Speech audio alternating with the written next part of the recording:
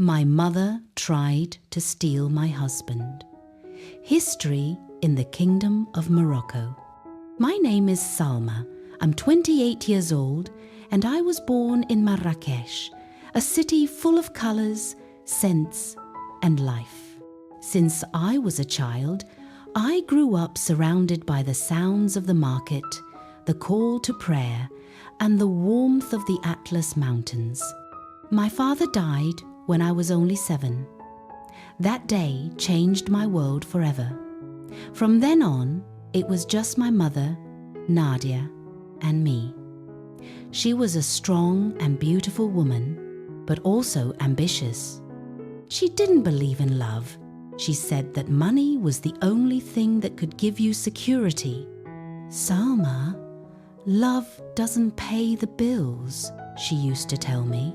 But I dreamed of something different. I dreamed of true love, of a man who wouldn't care about my clothes or my last name, but about my heart. I was 23 when I met Yusuf. He worked at a small tourism company in Casablanca. He didn't have much money, but he had a smile that could brighten any day.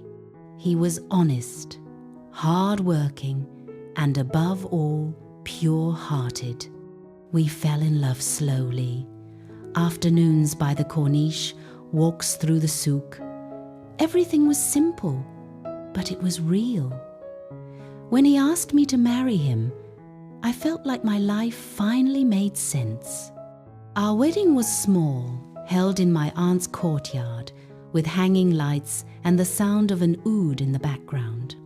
My mother was there, but I noticed something in her eyes, a mix of pride and disdain.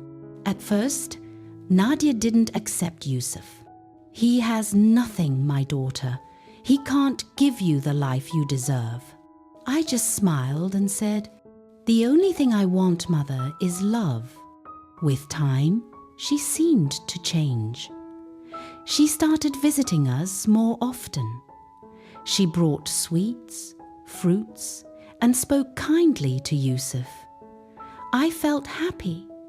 I thought she had finally accepted him. But I was wrong. One night, while I was making tea in the kitchen, I heard laughter in the living room. When I looked in, I saw my mother touching my husband's hand. My blood froze. My mother was flirting with him. Yusuf quickly pulled his hand away, clearly uncomfortable. I pretended not to see, but inside, something in me shattered. From that day on, nothing was the same. She began bringing him gifts, expensive shirts, watches, French perfumes. She had never given me anything like that. Sometimes she called him late at night with silly excuses.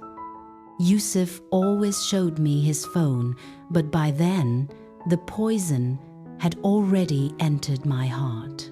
Weeks later, I found a letter hidden in Yusuf's jacket. I recognized my mother's handwriting.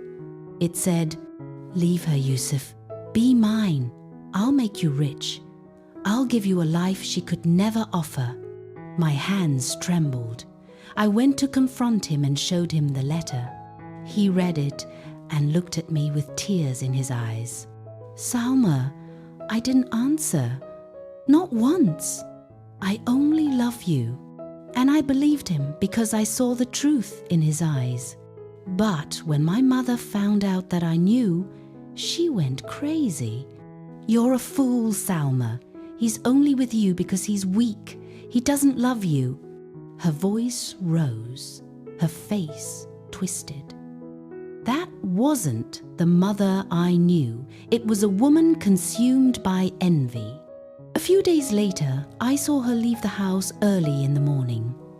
I followed her quietly. She went to an office in downtown Marrakech. It was a lawyer's office. I hid behind a wall and listened. She said, "If Yusuf and Salma get divorced, I can marry him, and I'll also get the properties my late husband left." The ground disappeared beneath my feet. She didn't just want my husband, she wanted my inheritance. That night, I couldn't sleep. I cried until sunrise. The next day, she came to my house as if nothing had happened. She was wearing a red dress, an expensive perfume. Yusuf was in the living room. She walked in without knocking, approached him, and tried to kiss him. I ran, pushed her away, and shouted, "He's my husband! Have you no shame?"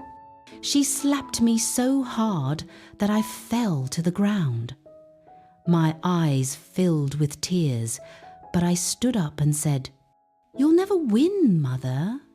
Then she took out some papers. "If Yusuf signs this, he'll be rich. He just has to leave you."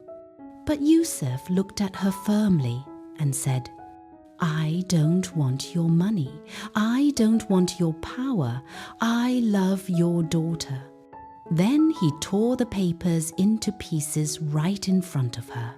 My mother screamed, cried, and ran out of our house. Since that day, I haven't seen her again. We moved to Essaouira, near the sea. Yusuf works in a hotel, and I opened a small craft shop. Sometimes I think of her, of how money blinded her, how she lost her daughter and her family because of her own ambition. True love, I learned, can't be bought or stolen. True love is built day by day, with respect and with soul.